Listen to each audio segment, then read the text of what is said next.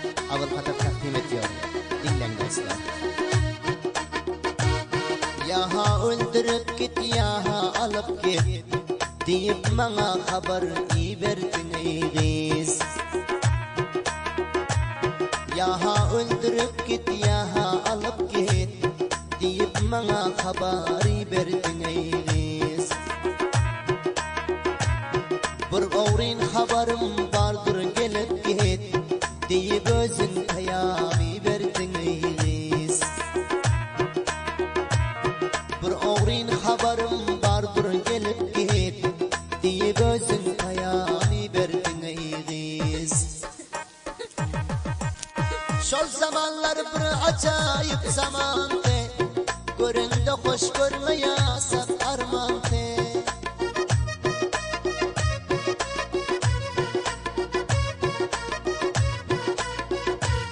Şol zamanlar bir acayip zamandı, göründe hoş görmeyasak armandı.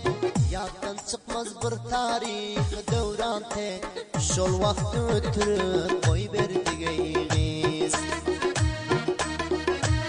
Yaddan çıkmaz bir tarih devrantı, şol vakti ötürüp koy verdik ey kız.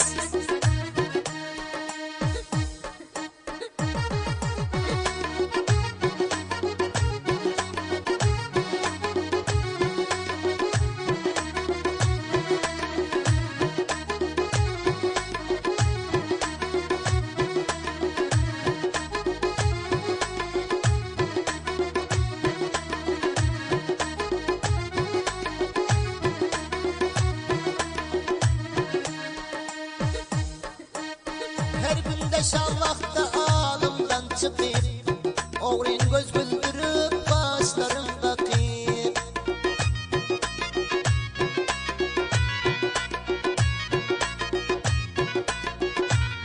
Her günde şallakta alımdan çıkıp oğrin göz güldürüp başlarım kakıp.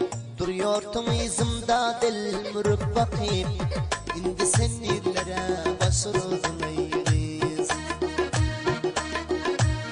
Duruyordun izimda dil mürüp bakıp, indi sen yerlere başırıldın ey kız.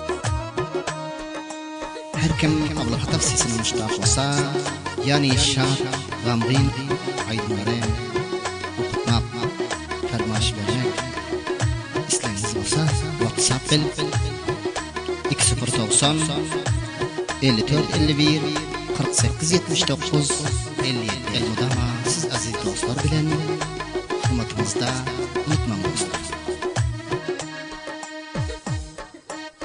Yine şol zamanlar gelse diyermen, sen vursam telefonun alsa diyermen.